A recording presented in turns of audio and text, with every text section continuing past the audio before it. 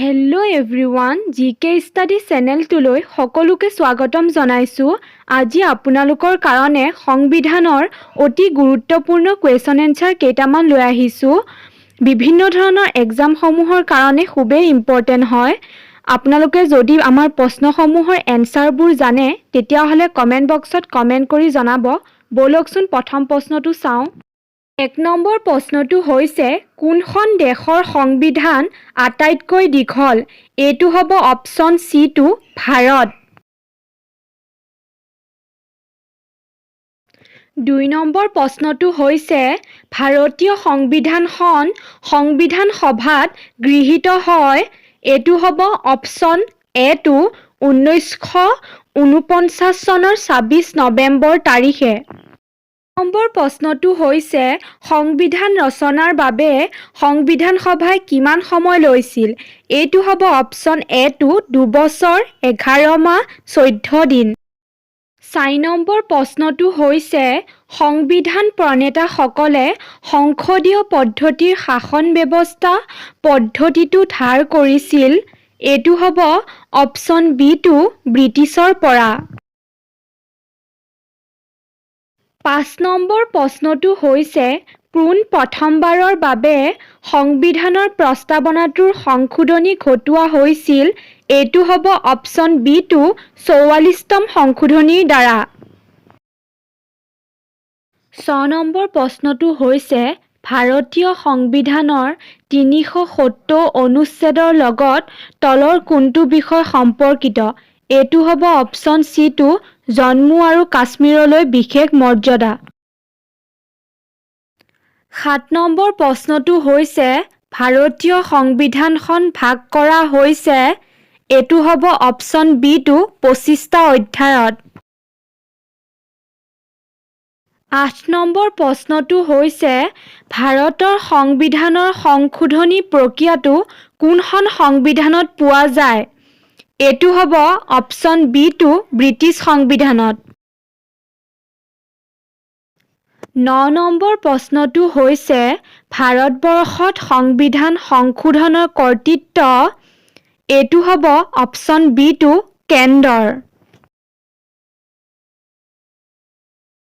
১০ number প্ৰশ্নটো হৈছে উচ্চতম ন্যায়ালয়ৰ ন্যায়াধীশসকলৰ চাকৰিকাল ৬০ পৰা ৬২লৈ বৃদ্ধি সংবিধানৰ কিমান সংখ্যক সংশোধনী যোগেদি কৰা হৈছিল? এইটো হ'ব অপশ্যন এ2 ১৫তম। ১১ নম্বৰ প্ৰশ্নটো হৈছে ভাৰতীয় সংবিধানৰ মৌলিক অধিকাৰসমূহ ক'ত অন্তৰ্ভুক্ত কৰা হৈছে? এইটো হ'ব অপশ্যন এ2 সংবিধানৰ ৩য় অধ্যায়ত। ১২ নম্বৰ প্ৰশ্নটো হৈছে মৌলিক অধিকাৰ সম্পৰ্কে সিদ্ধান্ত কৰিবলৈ সংবিধান সভাই নিয়োগ কৰা সমিতিৰ মুৰব্বী কোন আছিল? এইটো হ'ব অপশ্যন চি2 চৰ্দাৰ বল্লভভাই পেটেল। ১৩ নম্বৰ প্ৰশ্নটো হৈছে ভাৰতীয় সংবিধান অনুসৰি নাগৰিকৰ মৌলিক অধিকাৰৰ সংখ্যা। এইটো হ'ব অপশ্যন বি2 ৬টা। ১৪ নম্বৰ প্ৰশ্নটো হৈছে ভাৰতীয় সংবিধানত নাগৰিকত্বৰ ক্ষেত্ৰত কি ব্যৱস্থা আছে? এইটো হ'ব অপশ্যন বি2 এক নাগৰিকত্ব। ১৫ নম্বৰ প্ৰশ্নটো হৈছে নাগৰিক মৌলিক অধিকাৰ বাতিলৰ হুকুম কোনে দিব পাৰে? এইটো হ'ব অপশ্যন বি2 সদনৰ অনুমোদন ক্ৰমে ৰাষ্ট্ৰপতিয়ে। ১৬ নম্বৰ প্ৰশ্নটো হৈছে উচ্চতম ন্যায়ালয়ে কি লেখ জাৰি কৰি কোনো কৰ্তৃপক্ষৰ অধিকাৰ ক্ষেত্ৰত ভিতৰত নপৰা কাম কৰাত বাধা দিব পাৰে? এইটো হ'ব অপশ্যন এ2 নিষেধাজ্ঞা। ১৭ নম্বৰ প্ৰশ্নটো হৈছে ভাৰতীয় সদনৰ কোনটো সদন জনপ্ৰিয়? এইটো হ'ব অপশ্যন চি2 লোকসভা আৰু ৰাজ্যসভা। ১৮ নম্বৰ প্ৰশ্নটো হৈছে বৰ্তমান লোকসভাৰ সদস্য সংখ্যা কিমান? এইটো হ'ব অপশ্যন C2 545 জন। 19 নম্বৰ প্ৰশ্নটো হৈছে ভাৰতীয় সংসদ গঠিত হৈছে। এইটো হ'ব অপশ্যন A2 ৰাষ্ট্ৰপতি, লোকসভা আৰু ৰাজ্যসভাৰ দ্বাৰা। 20 নম্বৰ প্ৰশ্নটো হৈছে ৰাজ্যসভাত অধ্যক্ষতা কোনে কৰে? এইটো হ'ব অপশ্যন B2 উপ-ৰাষ্ট্ৰপতিয়ে। 21 নম্বৰ প্ৰশ্নটো হৈছে প্ৰাৰম্ভিক অৱস্থাত এখন ৰাজ্যত কিমান সময়ৰ বাবে ৰাষ্ট্ৰপতিয়ে বলবৎ কৰিব পাৰে? এইটো হ'ব অপশ্যন C2 6 মাহ।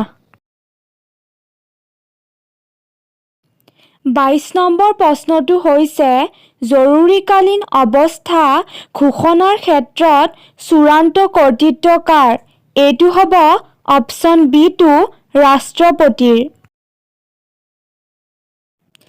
23 নম্বৰ প্ৰশ্নটো হৈছে সংসদৰ যুটীয়া অধিৱেশনত সভাপতিত্ব কৰে।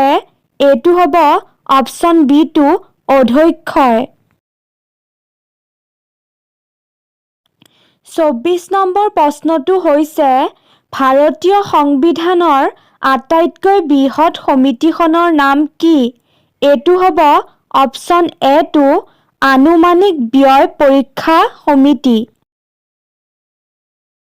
25 নম্বৰ প্ৰশ্নটো হৈছে ৰাজ্যৰ দ্বিসদনীয় বিধানমণ্ডলৰ উচ্চ সদনৰ নাম কি? এইটো হ'ব অপশ্যন A2 বিধান পৰিষদ। 26 নম্বৰ প্ৰশ্নটো হৈছে ভাৰতৰ ৰাষ্ট্ৰপতি পদত অধিষ্ঠিত হোৱাৰ আগতেই ভাৰত ৰত্ন সন্মান কোনে লাভ কৰিছিল? এইটো হ'ব option A2 doctor Zakir Hussain. 27 number প্ৰশ্নটো হৈছে অৰ্থ বিল প্ৰথম ক'ত উত্থাপিত হয়? এইটো হ'ব অপশ্যন B2 লোকসভাত। 28 নম্বৰ প্ৰশ্নটো হৈছে কেন্দ্ৰীয় মন্ত্ৰী পৰিষদ কাৰ ওচৰত দায়বদ্ধ? এইটো হ'ব অপশ্যন B2 লোকসভা। 29 নম্বৰ প্ৰশ্নটো হৈছে সমগ্ৰ দেশক কিমানখন মাণ্ডলিক পৰিষদত ভাগ কৰা হৈছে? এইটো হ'ব অপশ্যন B2 5খন। 30 নম্বৰ প্ৰশ্নটো হৈছে ৰাষ্ট্ৰপতি পদত প্ৰতিদ্বন্দ্বিতা কৰিবলৈ ন্যূনতম বয়স কিমান হ'ব লাগিব? এইটো হৈছে অপশ্যন A2 35 বছৰ। 31 নম্বৰ প্ৰশ্নটো হৈছে ৰাষ্ট্ৰপতিয়ে কাৰ ওচৰত পদত্যাগ কৰিব পাৰে? এইটো হৈছে অপশ্যন A2 উপ-ৰাষ্ট্ৰপতিৰ। 32 নম্বৰ প্ৰশ্নটো হৈছে ৰাষ্ট্ৰপতিক শপত বাক্য পাঠ কোনে কৰায়? এইটো হ'ব অপশ্যন C2 ভাৰতৰ মুখ্য ন্যায়াধীশে।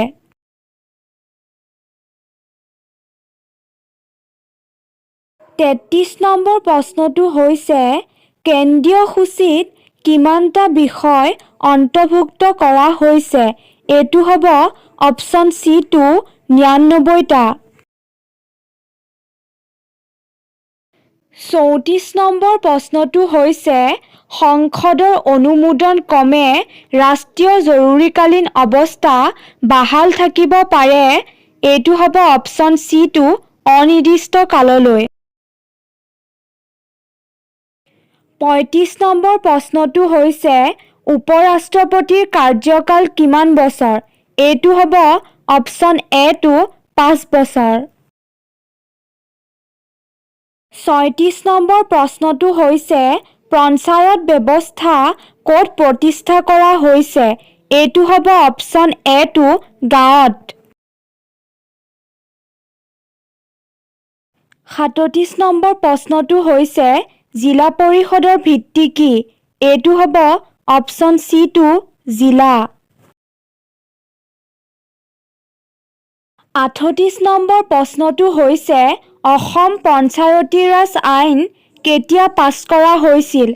এইটো হ'ব অপশ্যন চি টো 1994 চনত।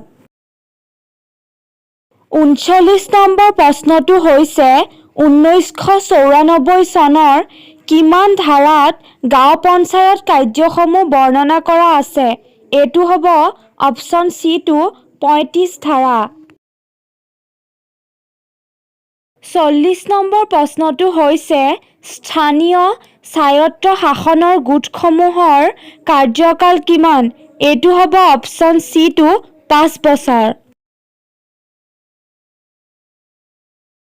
41 নম্বৰ প্ৰশ্নটো হৈছে গুৱাহাটী পৌৰ নিগম কোন বছৰত স্থাপন কৰা হৈছিল? এইটো হ'ব অপশ্যন বি টো 1970 চনত। 42 নম্বৰ প্ৰশ্নটো হৈছে কোন চনত পৌৰ নিগম আইনখন সংশোধন কৰা হৈছিল? এইটো হ'ব অপশ্যন চি টো 1994 চনত। 43 নম্বৰ প্ৰশ্নটো হৈছে নগৰ সমিতিৰ সৰ্বনিম্ন সদস্য কিমান? এইটো হ'ব অপশ্যন বি টো 7 জন। 44 নম্বৰ প্ৰশ্নটো হৈছে ভাৰতৰ মুখ্য ন্যায়াধীশৰ মাহিলী দৰমহা কিমান? এইটো হ'ব অপশ্যন চি টো 1,10,000। 45 নম্বৰ প্ৰশ্নটো হৈছে উচ্চতম ন্যায়ালয়ৰ ন্যায়াধীশৰ মাহিলী দৰমহা কিমান? এইটো হ'ব অপশ্যন এ টো 90,000। 46 নম্বৰ প্ৰশ্নটো হৈছে কোনে ৰাজ্য এখনৰ পৰিসীমা পৰিৱৰ্তন কৰিব পাৰে? এইটো হ'ব অপশ্যন বি টো সংসদ। 47 নম্বৰ প্ৰশ্নটো হৈছে সৰ্বভাৰতীয় সেৱা কোনে সৃষ্টি কৰে? এইটো হ'ব অপশ্যন এ টো ৰাজ্যসভা। 48 নম্বৰ প্ৰশ্নটো হৈছে জাতীয় সংহতি পৰিষদ কেতিয়া গঠন কৰা হৈছিল? এইটো হ'ব অপশ্যন এ টো 1961 চনৰ ছেপ্টেম্বৰত। 49 নম্বৰ প্ৰশ্নটো হৈছে জাতীয় সংহতি প্ৰতীক কি? এইটো হ'ব অপশ্যন এ টো জাতীয় সংগীত। 50 নম্বৰ প্ৰশ্নটো হৈছে জাতীয় সংহতিৰ প্ৰধান শত্ৰু কি? এইটো হ'ব অপশ্যন চি টো ধৰ্মীয় বিভিন্নতা।